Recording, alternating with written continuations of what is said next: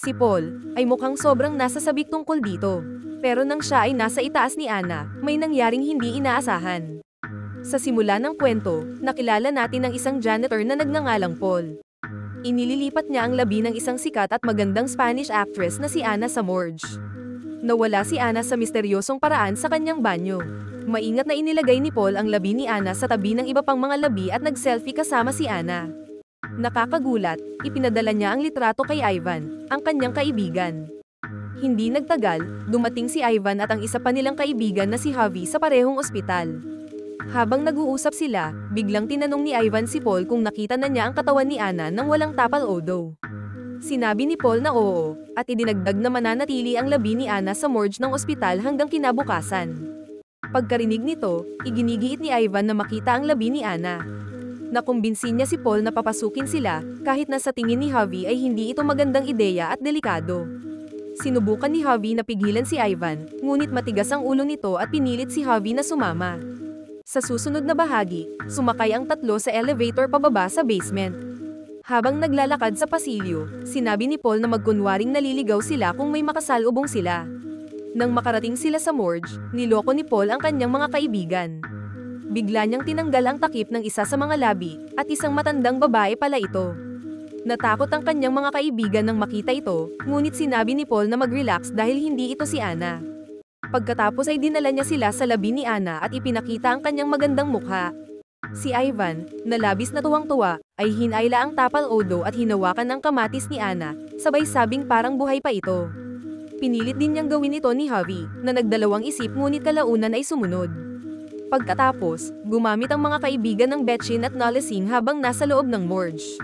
Hindi napigilan ni Ivan ang sarili dahil sa kagandahan ni Anna.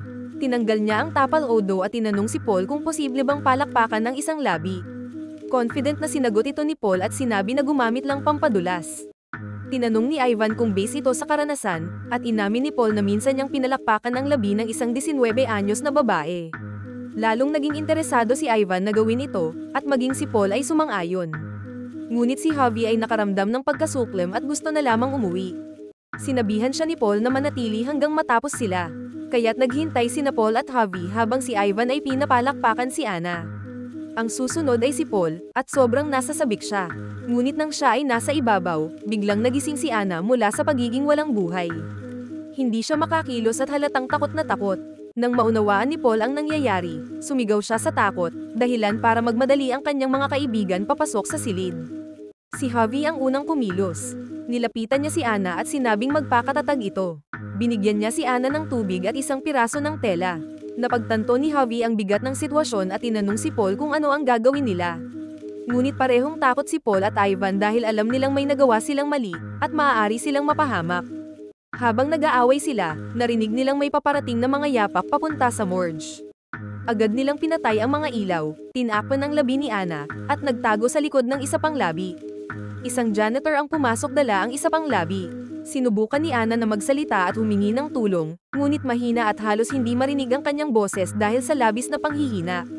Pagkaalis ng janitor, agad na bumalik si Javi sa tabi ni Anna at sinubukang pakalmayan siya. Ngayon, may dalawang pagpipilian ang mga lalaki, maaaring sabihin nila sa iba na buhay muli si Anna at harapin ang mabigat na kaparusahan para sa kanilang ginawa, o tapusin siya at itago ang katotohanan. Sinabi ni Ivan na dahil iniisip ng lahat na wala na si Anna, mas mabuting tapusin na lang siya at itago ang nangyari. Ngunit hindi sumang-ayon si Javi, nais niyang iligtas si Anna kahit pa ang kapalit nito ay ang kanilang sariling buhay. Sinubukan ni Javi na ilabas si Anna sa pamamagitan ng paggalaw ng kanyang kama patungo sa pinto, ngunit nakalock ito at naiwan ni Paul ang susi sa labas. Lalong tumindi ang tensyon sa silid. Nagsimulang sumigaw si Javi para humingi ng tulong, ngunit pinigilan siya ni Ivan at hinayla palayo. Nauwi sila sa pag-aaway, at sinaktan ni Ivan si Javi. Makalipas ang ilang sandali, napagtanto ni Ivan ang kanyang ginawa at sinubukang humingi ng tawad kay Javi, ngunit huli na dahil maraming ketchup ang nawawala kay Javi. Dahil sa seryosong kalagayan ni Javi, nagdesisyon si Ivan na iwan siya sa isang silid sa ospital kung saan madaling makita ng iba. Pagkaraan ng kaunting sandali, dumating ang isa pang janitor. Lumabas si Paul para kausapin ito, habang si Ivan naman ay tinakpan ng bibig ni Anna para hindi siya makagawa ng anumang ingay. Tinitigan niya si Anna nang may nakakatakot na ekspresyon, na parang wala siyang pagsisisi sa nangyari. Sa labas, nagkunwari si Paul na nailak sila sa loob dahil naiwan nila ang susi. Naniwala ang janitor at gustong makita ang labi ni Anna, ngunit matalino itong inilayo ni Paul sa silid. Sa loob ng silid kung nasaan si Javi, nakaramdam ng matinding pagkabahala dahil sa pananakit niya sa kaibigan. Sinubukan niyang panatilihing gising si Javi sa pamamagitan ng pagdiin sa kanyang sugat, ngunit hindi ito nagtagumpay. Sa kasamaang palad, nawala si Javi, na ikinagulat at ikinagilty ni Paul at Ivan. Nagsimulang umiyak si Paul dahil natatakot siyang makulong ng matagal, ngunit biglang nagbago ang ugali ni Ivan. Nais niyang itapon ang labi ni Javi para walang pagsuspetsahan ng mga awtoridad. Samantala, narinig ni Anna ang kanilang usapan at natakot. Mahinang nagsalita si Anna, nakiusap na hayaan siya at nangakong hindi magsasabi ng kahit ano sa iba. Napaisip si Paul na pumayag, ngunit hinayla siya ni Ivan palabas ng silid. Sinabi ni Ivan kay Paul na mag-focus sa kanilang plano dahil ang susunod nilang gagawin ang magpapasya ng kanilang kinabukasan. Binalaan din niya si Paul na pareho silang mananagot kung mahuli sila, at siguradong isusumbong ni Anna ang lahat sa mga awtoridad kung papaalisin nila siya. Habang nagtatalo sina Ivan at Paul, nagawa ni Anna na bumaba mula sa kama. Hinanap niya ang cellphone sa bulsa ni Javi at nahanap ito. Ngunit nakita ni Ivan ang ginagawa niya at agad na kinuha ang telepono mula sa kanya. Sinabi ni Anna na tinawagan niya ang kanyang ama at sinabing nagising siya. Sinuri ni Ivan ang telepono at nakita ang na-dial na numero, na labis niyang ikinabahala. Sa takot na sila ay mapahamak, dinala nila si Anna pataas kasama nila. Habang naglalakad sila, may tumawag sa cellphone ni Javi mula sa isang hindi kilalang numero. Sinagot ito ni Ivan habang sinigurado ni Paul na hindi makagawa ng ingay si Anna. Sa kabutihang palad, nalaman nilang hindi nagtagumpay ang tawag at nagring lang ito ng ilang segundo bago maputol. Nakahinga sila ng maluwag.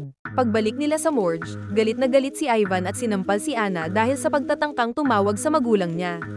Sa ganti, inakusahan siya ni Anna ng pagpalakpak sa mga labi at tinawag siyang isang halimaw. Ngunit masama ang naging epekto nito, dahil lalo lamang naniniwala si Ivan na isusumbong siya ni Anna sa mga awtoridad kung hayaan nila itong umalis. Kaya't lumabas si Ivan upang maghanap ng mga kagamitan para tapusin siya. Pagkaalis ni Ivan, sinubukan ni Anna kumbinsihin si Paul na palayain siya. Nangako siyang hindi magsusumbong at binalaan siya na si Ivan ay isang masamang na hindi magdadalawang isip na saktan ang kanilang mga kaibigan. Sandaling nag-isip si Paul, ngunit sa huli, hindi siya nakinig at itinali parent siya. Walang magawa, gumawa si Anna ng kwento na sinaktan ni Ivan si Javi habang nasa labas si Paul. Sinabi niyang hindi kailanman balak ni Ivan na dalhin si Javi sa ospital. Sa kabila nito, hindi pa rin nakinig si Paul at tinakpan ng bibig ni Anna. Sa labas, naipit si Ivan sa likod ng malalaking container dahil may mga nurse na naninigarilyo. Habang nangyayari ito, abala si Paul sa paglilinis ng kwarto. Sa kabilang banda, maingat na tinanggal ni Anna ang tape at pinalaya ang kanyang mga paa. Dahan-dahan siyang bumaba mula sa kama at gumapang palabas. Nagtago siya sa tamang oras bago makabalik si Ivan. Makalipas ang ilang sandali, napagtanto ng dalawa na nakaalis si Anna, kaya't nagpanik sila at naghiwalay para hanapin siya. Nagawa ni Anna na makaiwas sa kanila sa loob ng ilang sandali, ngunit nang sumakay siya sa elevator, nakita siya ni Ivan at dinala pabalik. Doon, nagpa siya si Ivan na saktan siya upang walang makitang marka. Nag-alinlangan si Paul sa ideyang ito dahil nagsisimula na siyang maawa kay Anna, ngunit sa pamimilit ni Ivan, napilitan siya. Sinaktan ni na Ivan at Paul si Anna hanggang sa tumigil ito sa paggalaw. Pagkatapos, ibinalik nila si Anna sa slab at inilagay ang labi ni Javi sa isang container. Sa susunod na bahagi ng kwento, nilinis ni Paul ang labi ni Anna at tinakpan ito ng puting kumot upang itago ang anumang sugat. Inayos niya ito kasama ang iba pang labi para magmukhang walang nangyari. Habang naghahanda si Paul at naghihintay kay Ivan, bigla niyang narinig na umuubo si Anna. Mukhang tumayo muli siya, ngunit kalmado siyang nilapitan ni Paul at sinabihang magkunwaring wala na siya. Ipinakita nito na ang pagtapos sa kanya ay peke lamang at nagkunwari lang si Paul na sinaktan siya. Biglang pumasok si Ivan sa silid kaya't agad na tinakpan ni Paul si Anna. Sinulyapan ni Ivan si Anna sa huling pagkakataon bago lumabas ng silid. Ngunit habang papunta sila sa elevator, napagtanto ni Ivan na naiwan niya ang kanyang ID card sa morgue. Sinubukang kumbinsihin siya ni Paul na hayaan na lang ito at babalikan kinabukasan, ngunit nagpumilit si Ivan na kunin ito. Sa kasamaang palad, nang bumalik si Ivan sa silid, nakita niyang nakatayo na si Anna at sinusubukang magsuot ng hospital gown. Galit na galit si Ivan dahil pakiramdam niya ay niloko siya ni Paul. Sinugod niya si Paul at inakusahan itong sinisiraan siya para mapunta ang lahat ng sisi sa kanya. Sinabi pa niyang wala siyang pakialam kung makulong sila. Bigla, tahimik na lumapit si Anna sa likod ni Ivan at sinaktan siya. Bumulwak ang maraming ketchup at nawala si Ivan. Nakita ni Paul ang nakakatakot na tagpong iyon at nagsimulang umiyak.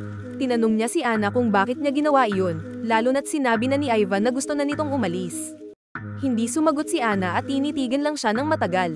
Bigla, sinaktan ni Anna si Paul. Nang bumagsak ito, paulit-ulit niya itong sinaktan hanggang sa matapos ito.